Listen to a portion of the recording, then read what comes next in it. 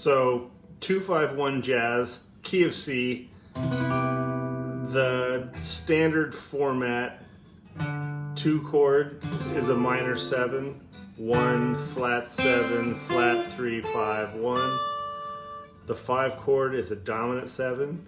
Here's a G9, 1, 3, 7, 2, 5 from this form. C major 7, 1 major 7, 3, 5. Well, you know, there's another C chord right here, 5, 1, 3. And if you take that 1 and flat it to a major 7, you can pick up the 1 over here from this chord. So if you wanted to have a high toned on the treble side 2-5-1 jazz and include that 3 note in every chord, you could. You could do it like this by making a minor 9. This becomes 1, 2.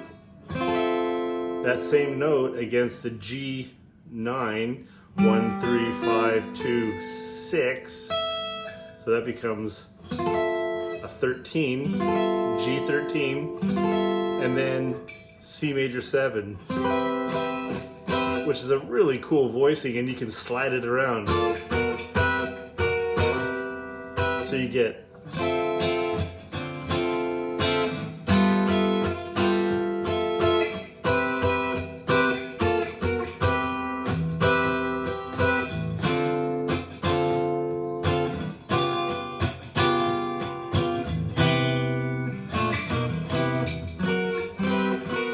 it's just a cool chord. So there's a lot of ways to play with that and make it jazzy and cool, but it's mostly just a lot of fun to look at different voicings and how can I peg this chord and keep the 3, keep that note, that E note, in all 3 voicings. That's how I would do it. And then I went to a standard 2-5-1. Here's an altered 5. So this is really a C sharp 7 flat 5. 1, 7, 3, flat 5. Well, it's really an altered 5th for this G. This is really a G chord, because if you look at this chord, when you make this chord, you're getting a majority of that chord. But the only note that's really altered is this 5 going back a half step. So you get a walking bass line. 2, altered 5th, 1.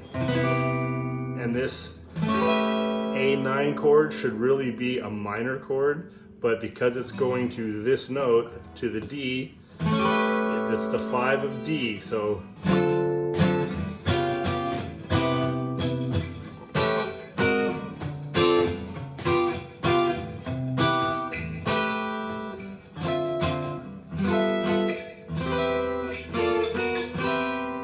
anyway, you got questions?